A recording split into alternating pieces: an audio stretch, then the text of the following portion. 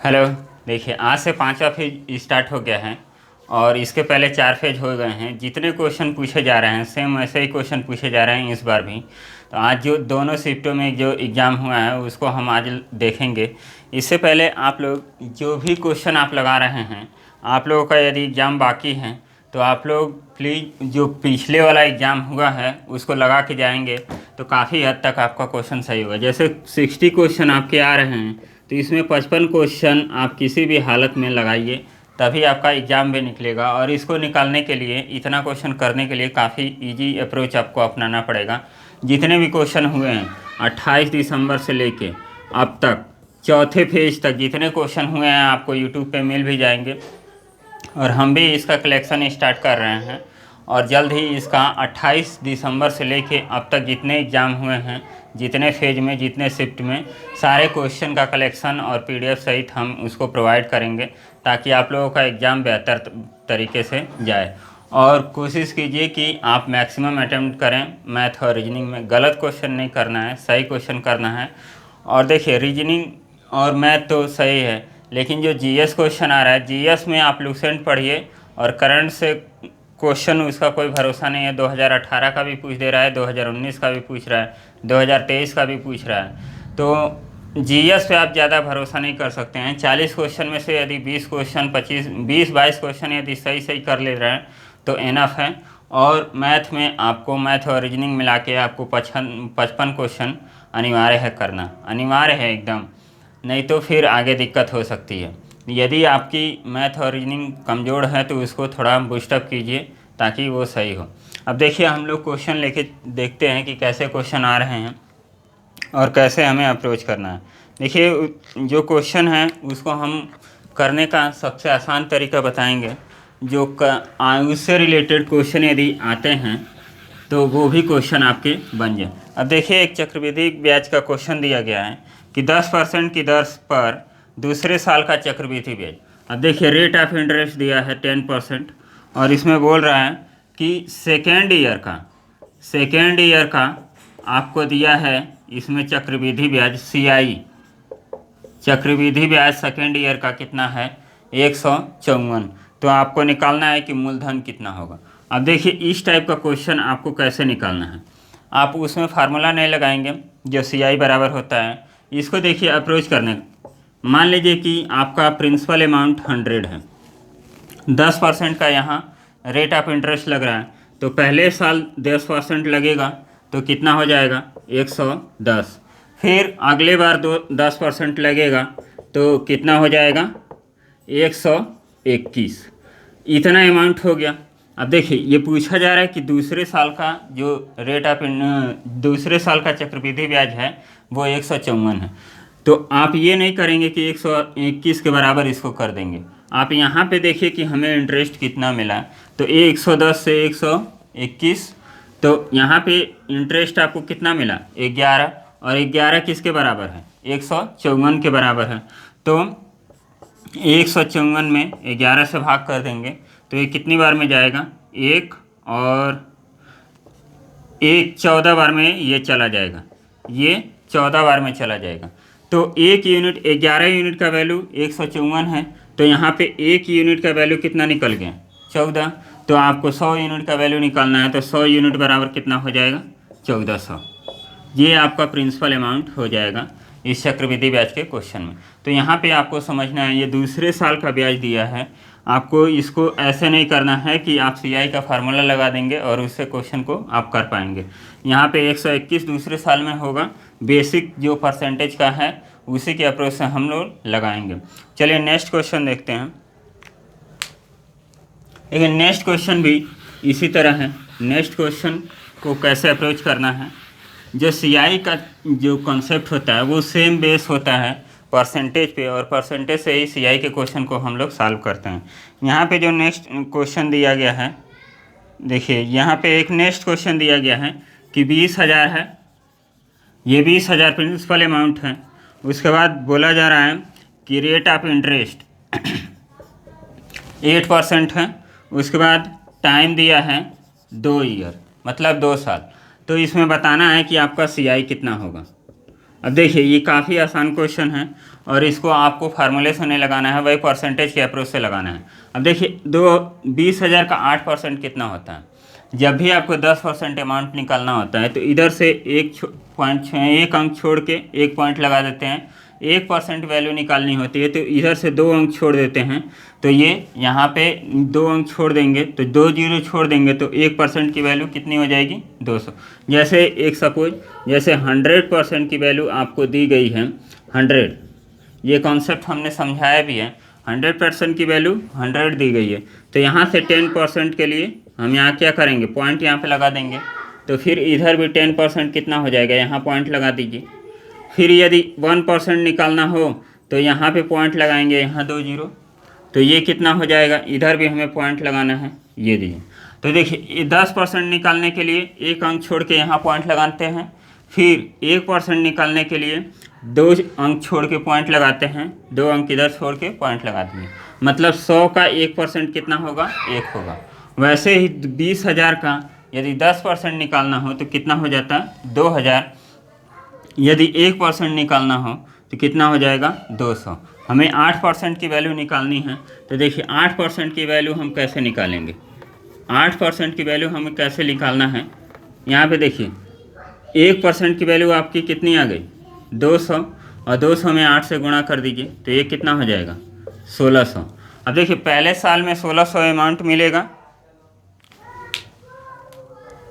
पहले साल में कितना अमाउंट मिलेगा 1600, और दूसरे साल में भी 1600 अमाउंट मिलेगा। यदि साधारण ब्याज पूछा जाता तो 3200 इसका अमाउंट हो जाता टोटल, लेकिन इसमें चक्रवृद्धि ब्याज भी पूछा गया है तो जो पहले साल का रेट इंटरेस्ट है उस पर भी 8% लगेगा। तो अब इसका 1% निकालेंगे तो इसका 1% बराबर कितना होगा 16, और 16 में 8 से गुणा कर देंगे तो कितना हो जाएगा 128। तो यहाँ पे देखिए पहले साल ब्याज मिला 1600 और दूसरे साल मिला 1600 प्लस 128। 128 क्यों ज़्यादा मिल गया, क्योंकि 1600 पहले का ब्याज है। चक्रवृद्धि ब्याज में यही होता है कि जो इस साल का ब्याज है वो अगले साल में क्या होता है प्रिंसिपल अमाउंट बन जाता है। और यही साधारण ब्याज रहता है तो 1600 पहले साल का, 1600 दूसरे साल का, 10 साल बाद भी वो 1600 ही होता है। लेकिन चक्रवृद्धि ब्याज वो हमेशा जुड़ता रहता है।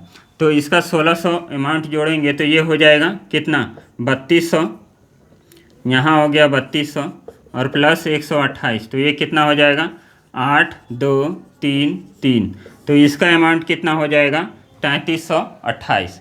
तो ये हमारा क्वेश्चन था जो चक्रवृद्धि ब्याज के हिसाब से था। इसको हम लोग ऐसे अप्रोच करके लगाएंगे, इसमें कोई फार्मूला आपको नहीं लगाना है।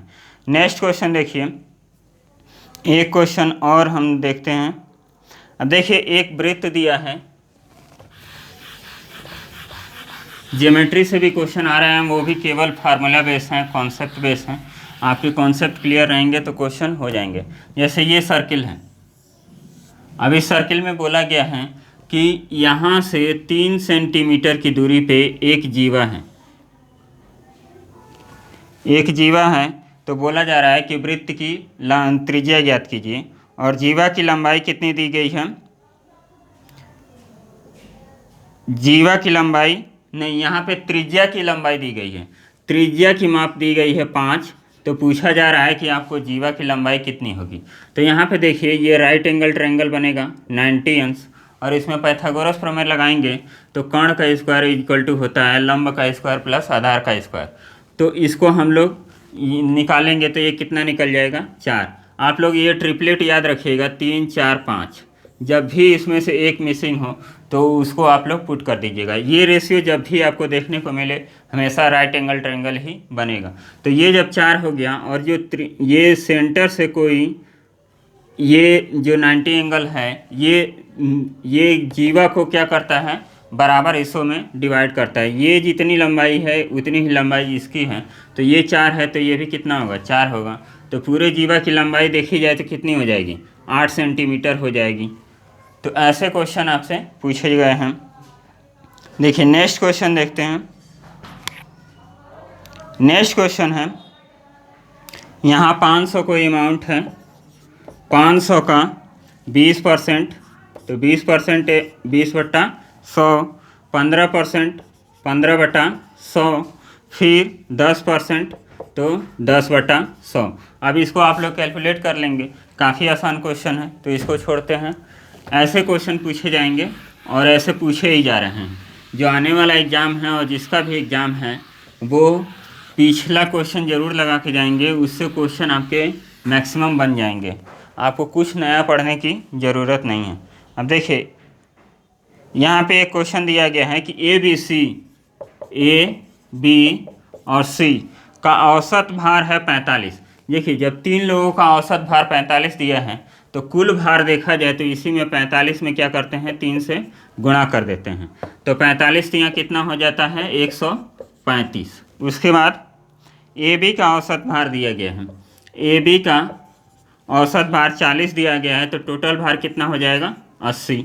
फिर बी सी का दिया गया है, बी सी का दिया गया है 43, तो ये हो जाएगा 86। तो ये हो जाएगा कुल भार 86। अब यहाँ पे बी का भार पूछा जा रहा है। अब देखिए तीनों का टोटल भार कितना है, 135 है। ए बी का भार है 80, तो यहाँ से आप सी का भार निकाल सकते हैं। सी का भार कितना निकल जाएगा, 35 और 20 55, ये 55 सी का भार यहाँ से निकल जाएगा। यहाँ से आप बी का भार, ए का भार निकाल सकते हैं। ये 86 है, ये 135 है। अब देखिए इसको घटाना कैसे है, ये 100 से 35 ज़्यादा है और ये 14 कम है, तो 35 में 14 जोड़ देंगे तो ए की वैल्यू कितनी आ जाएगी, 49 हो गई। अब इन दोनों को जोड़ना है, तो इन दोनों को जोड़ेंगे तो कितना, 5 और 9 14 और 9 1 10। अब देखिए ए और सी का जो वैल्यू आ गया 104 आ गया, तो बी का वैल्यू कितना आ जाएगा, 31 आ जाएगा। इसमें से घटा देंगे तो बी का वैल्यू 31 आ जाएगा। काफ़ी आसान क्वेश्चन था, इसको केवल हम ऐसे अप्रोच करके कर सकते हैं। देखिए नेक्स्ट क्वेश्चन इसमें जो पूछा गया है वो क्या है। देखिए एक पजल भी पूछा गया है, तो इसको हम लोग लगाते हैं। काफ़ी आसान पजल है। 6 व्यक्ति हैं ए बी सी डी, 6 व्यक्ति हैं ए बी सी डी। अब इसको हम लोग कैसे लगाएंगे, देखिए 6 व्यक्ति हैं A B C D E F, एक वृत्त पर खड़े हैं। देखिए जब भी आप पजल सॉल्व करें तो पहले पजल को आप बनाते जाइए और उससे देखिए कि क्या हमें क्लू मिल रहा है। ये 4 लोग हैं, यहाँ पे हम 6 बना दिए। अब देखिए यहाँ पे दिया गया है, जो इन्फॉर्मेशन आपको दे उसको लिख के और तुरंत आप उसमें पुट कर दीजिए तो आपका पजल हो जाता है। बी डी और सी के मध्य में है। अब देखिए बी हम यहाँ रख लेते हैं, डी और सी के मध्य में है, तो डी किधर है सी किधर है ये नहीं पता है, तो अभी इसको हम नहीं रखते हैं। यहाँ पे हम लिख लेते हैं बी, यहाँ पे डी, यहाँ पे सी, ऐसे हम लोग बना देते हैं। फिर ए जो है ए ई और सी के मध्य में है, ऐसे बना लिए। फिर एफ डी के दाहिने तरफ है, डी के दाहिने तरफ कौन है, एफ है। उसके बाद ए और एफ के मध्य में कौन है। अब देखिए यही कंडीशन दिया गया है और इस कंडीशन को हमें जस्टिफाई करना है। इससे देखिए क्या हमें मिल सकता है, एफ के दाहिनी तरफ ये है, तो यहाँ पे हम डी बनाते हैं, यहाँ पे एफ।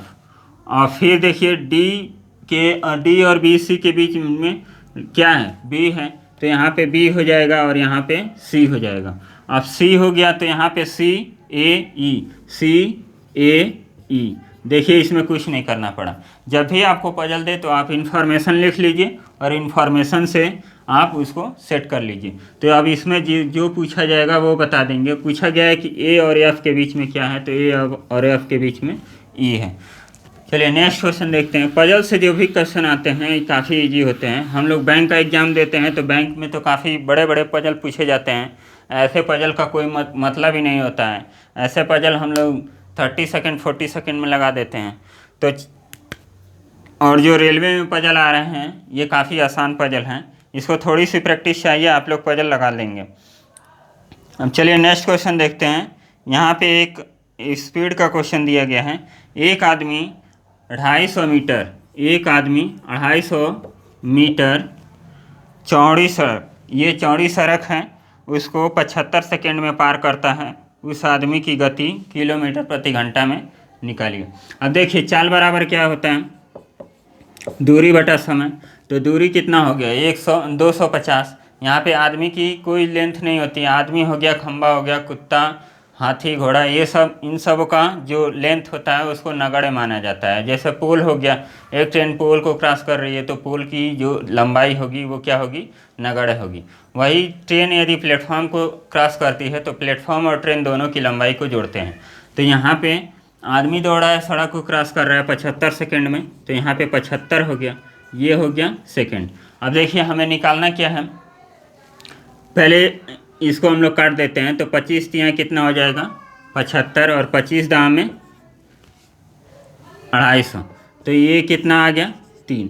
अब देखिए ये है मीटर और सेकेंड, मीटर और सेकेंड। जब भी मीटर और सेकेंड से हमें जाना हो किस में, किलोमीटर प्रति घंटा, तो हम क्या करेंगे 18/5 या 5/18 से गुणा करते हैं। छोटे वैल्यू से बड़े वैल्यू की तरफ जाएंगे तो हम बड़ा वैल्यू ऊपर और छोटा वैल्यू नीचे।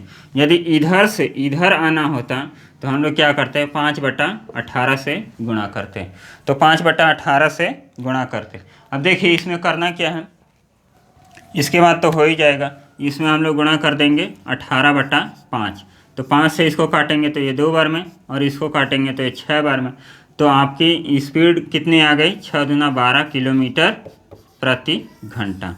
इस टाइप से क्वेश्चन आपके बन रहे हैं। केवल बेसिक आप तैयार रखिए, बाकी क्वेश्चन आपका हो जाएगा। चलिए नेक्स्ट क्वेश्चन देखते हैं। देखिए नेक्स्ट क्वेश्चन देखते हैं। नेक्स्ट क्वेश्चन में क्या है, अब रीजनिंग का एक क्वेश्चन देखते हैं। रीजनिंग में कैसा क्वेश्चन पूछा गया है। अब देखिए रीजनिंग का एक क्वेश्चन है, 6F दिया है, 6F, 8G, फिर 12I, फिर यहाँ पे दिया है 18L। उसके बाद पूछा गया है कि यहाँ क्या होगा। अब देखिए ये काफ़ी सिंपल क्वेश्चन है। यहाँ पे 2, यहाँ पे 4 और यहाँ पे 6, तो आगे कितना होगा 8 होगा। फिर F के बाद यहाँ FG, यहाँ देखिए F के बाद G नहीं, F का कोड वैल्यू कितना होता है 6 होता है, ये 7, हाँ सही है। F के बाद G और G के बाद 9 दिया है, यहाँ पे 9 दिया है, 9 के बाद कितना दिया है 12 दिया है। आप कोडिंग कर लेंगे, जब भी आपको अल्फ़ाबेट समझ में नहीं आए तो तुरंत आप कोडिंग कर लीजिए। कोडिंग करने के बाद तुरंत समझ में आ जाता है। देखिए यहाँ पे 1 का गैप है, यहाँ पे 2 का गैप है, यहाँ पे 3 का गैप है, तो आने वाला सीरीज जो होगा वो 4 का गैप होगा। तो यल में 4 जोड़ेंगे, 12 में 4 जोड़ेंगे तो कितना हो जाएगा 16 हो जाएगा, और 16 पी का होता है। और 18 में 8 जोड़ेंगे तो कितना होगा 26, तो यहाँ पे 26। तो नेक्स्ट सीरीज का जो अगला नंबर होगा 26 पी हो जाएगा। अगला क्वेश्चन देखते हैं। अगला क्वेश्चन देखिए इसमें क्या है। अब यहाँ दिया है 7 आदमी एक कार्य को 16 दिन में कर सकते हैं, 4 आदमी उसी काम को कितने दिन में करेंगे। काफ़ी आसान क्वेश्चन है, M1D1 से आपको क्वेश्चन लग जाएगा। ये क्वेश्चन देखिए 7 आदमी, 7 × 16, 16 बराबर 4, 4 से इसको काटेंगे, 4 बार में कटेगा तो 7 को 28 आंसर आ जाएगा। नेक्स्ट क्वेश्चन देखिए। नेक्स्ट क्वेश्चन, इसमें एक मैथमेटिकल इक्वेशन आता है रीजनिंग में। जैसे इस तरह का क्वेश्चन है, जोड़ को हम लोग कहते हैं माइनस, फिर माइनस को गुणा, फिर गुणा को यहाँ पे गुणा को कहा जाता है भाग, और भाग का अर्थ यहाँ पे भाग का अर्थ दिया गया है जोड़। उसके बाद इक्वेशन दिया गया है यहाँ पे 15, फिर 3 + 4 + 15 + 5 - 2। अब देखिए इसमें कुछ नहीं करना होता है, बस इसके साइन को आप चेंज कर दीजिए। यहाँ गुणा है तो 15 गुणा का कोई क्या कहा जाता है भाग कहा जाता है, तो यहाँ पे भाग लगा दीजिए। यहाँ प्लस है तो प्लस हो के देखिए क्या कहा जाता है, प्लस को माइनस तो -15, यहाँ भी -5, और माइनस को क्या कहा जाता है, माइनस को क्या कहा जाता है, माइनस को गुणा कहा जाता है, तो यहाँ पे 2। अब इसी को सॉल्व कर दीजिए, इससे काटेंगे तो ये हो जाएगा 5, और 5 को इसमें घटाएंगे तो यहाँ पे हो जाएगा -10, और ये कितना हो जाएगा -10, तो इसका आंसर कितना आ जाएगा -20। ये इतना आंसर आ गया। तो इसी टाइप के क्वेश्चन है, काफ़ी ज़्यादा आसान क्वेश्चन है। बस इसमें होता है कि टाइम आपका बचना चाहिए, आपका जल्दी अप्रोच से लगना चाहिए, नहीं तो 1.5 घंटा भी आपको कम पड़ जाएगा।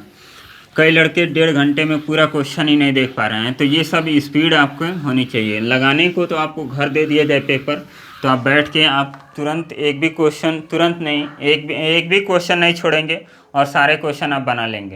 लेकिन इम्पॉर्टेंट ये है कि दिए गए समय में आप क्वेश्चन बना पाते हैं कि नहीं बना पाते हैं। हम खुद क्वेश्चन अटैम्प्ट किए हैं तो 59 तक किए, एक क्वेश्चन हमसे भी नहीं लगा, और उसमें जब भी टाइम ख़त्म होने से 10 मिनट पहले हमने पेपर ख़त्म कर दिया।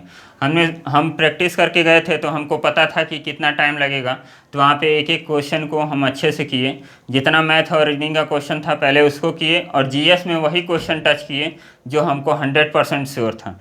जो भी डाउट में था उसको मार्क रिव्यू करके आगे बढ़ गए। और फिर जब सेकेंड टाइम में जैसे मान लीजिए 10 क्वेश्चन को हम मार्क और रिव्यू किए हैं, तो उसको आप रिस्क ले सकते हैं कि 10 क्वेश्चन में हम रिस्क लेंगे तो उसमें से 4 या 5 क्वेश्चन सही होने की संभावना होती है। जैसे 50-50 का गेम होता है, तो उसमें आपको प्लस मिलता है। ये नहीं है कि आपको कुछ भी ना पता हो और फिर भी आप क्वेश्चन को मारे जा रहे हैं। चलिए नेक्स्ट क्वेश्चन देखिए।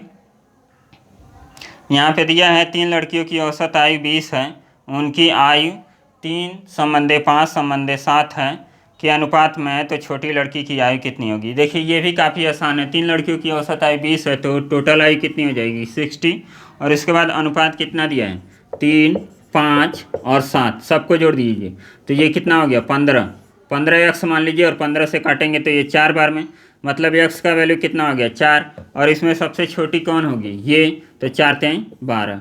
इतना आसान क्वेश्चन है, इसको पेन चलाने की भी ज़रूरत आपको नहीं पड़नी चाहिए। एक क्वेश्चन है 45 लीटर मिश्रण में दूध और पानी का अनुपात है 4 और 1 का। अब देखिए जब भी इस तरह का क्वेश्चन पूछे तो आप डायरेक्ट उसको सेपरेट कर लीजिए और सेपरेट करके उसको लगाइए। अब यहाँ पे पूछा गया है कि 45 लीटर वैल्यू दे दिया गया है और उसमें जो अनुपात है 1 और 4 का अनुपात है, तो 1 और 4 कितना हो गया 5 हो गया। 5 से काटेंगे 45 को तो 9 बार में कटेगा, और 9 बार में कटेगा तो 4 है तो 9 चौको 36, 1 आ जाएगा और 1 9 आ जाएगा। जैसे 4 और 1 का अनुपात है और टोटल 45 है, तो इसमें 5 से भाग दे देंगे तो आएगा 9, और 9 चौको 36, 9 एकने 9। उसके बाद क्या कहा गया है आगे, कितना पानी और मिलाया जाए कि अनुपात 3 और 2 हो जाए। अब देखिए पानी का अनुपात कौन है, ये मिल्क है और ये वाटर है, तो 36/9 प्लस यक्स बराबर 3 और ये 2, तो 3 से इसको काटेंगे तो 12, और 12 दूना 24, और 24 में से 9 घटाएंगे तो कितना हो जाएगा 15। आपका 15 एक्स हो जाएगा। 15 लीटर और पानी आपको मिलाना पड़ेगा। एक क्वेश्चन यहाँ पे अलजेब्रा का क्वेश्चन, ये शायद आज का है कि कल का है। अब देखिए इसको देखते हैं कि कैसे क्वेश्चन है, और इसको काफ़ी आसानी तरीके से केवल देख के आप क्वेश्चन कर सकते हैं। अलजेब्रा का क्वेश्चन ऐसे आ रहा है। अब यहाँ पे देखिए a² + b² + c², फिर यहाँ पे कहा जा रहा है 2ab + 2bc, फिर +2ca - 3, और आपको वैल्यू निकालना है a + b + c, फिर बटा a - b + c। अब देखिए इसका वैल्यू आपको निकालना है, तो कैसे निकालेंगे। अब देखिए इसमें कुछ नहीं होता है, बस आप ये माइनस वाला वैल्यू देख लीजिए कि माइनस में कितना है। यहाँ पे 3 है, तो इसका मतलब a का भी वैल्यू 1, b का 1 और c का 1, सबका 1 आएगा। और हाँ सबका 1 आएगा। ये वैल्यू देखना है कि ये प्लस है कि माइनस है। ये प्लस है, इधर आएगा तो माइनस हो जाएगा। अब देखिए इसमें कॉन्सेप्ट क्या होता है, a², अब इसको 2 को इधर लाते हैं, पहले यहाँ से 1 लेके आएंगे तो 1² हो जाएगा, इसको कर सकते हैं, और माइनस यहाँ पे हो जाएगा 2a, ये हो गया। ऐसे ही हम इसको बना लेंगे b² + 1 और फिर -2b, c² + 1 -2c। अब देखिए इसको हम लोग क्या ले सकते हैं, a - 1 का होल स्क्वायर, और ये बराबर 0 के बराबर हो जाता है, तो 1 बराबर क्या हो जाता है, ये 1 हो जाएगा। तो a बराबर 1, b बराबर 1, c बराबर 1। तो यहाँ तीनों को जोड़ेंगे तो 3 हो जाएगा, और 3 यहाँ से एक एक कट गया, यहाँ 1 बचा, तो इसका आंसर कितना आ जाएगा, 3 आ जाएगा। तो ऐसे ही एक क्वेश्चन और देख लीजिए और उस क्वेश्चन को लगाने की कोशिश कीजिए।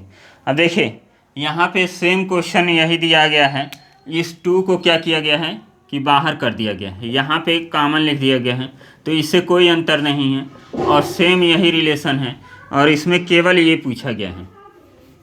तो देखिए इसमें भी केवल वही आएगा, यहाँ पे माइनस है और इसको देखना है तो इधर माइनस आ जाएगा, तो इसका सब जोड़ेंगे तो ये भी आपका आंसर 3 आ जाएगा। तो इसी टाइप के क्वेश्चन आपसे पूछे जा रहे हैं जो काफ़ी आसान क्वेश्चन बन रहे हैं। यदि आप प्रीवियस नहीं 28 दिसंबर से अभी तक जितने क्वेश्चन पूछे गए हैं उसको केवल आप रिवीज करके जा रहे हैं तो आपके मैक्सिमम क्वेश्चन बन जाएंगे। जिसके भी एग्ज़ाम हैं ये आप लोग ज़रूर कीजिएगा कि रिवाइज कर लीजिएगा और उस क्वेश्चन को बार बार प्रैक्टिस कीजिएगा। बहुत सारे यूट्यूबर ने सॉल्व कराया है तो उसको देख लीजिएगा कि कैसे सॉल्व किया गया है और उसी टाइप के क्वेश्चन को कैसे हम लोग बना पाएंगे। तो इसमें क्वेश्चन रिपीट हो रहे हैं तो इससे आप लोगों को बेनिफिट मिलेगा।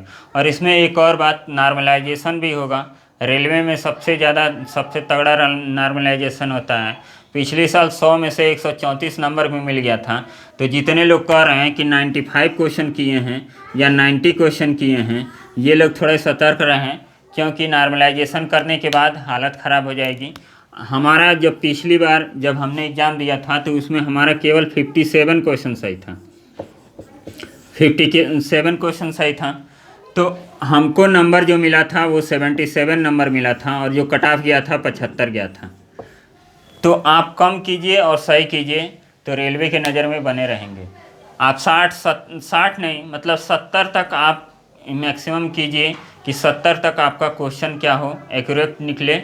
उसके बाद आपको तुक्का नहीं मारना है, ज़्यादा अंधेरे में तीर नहीं लगाना है।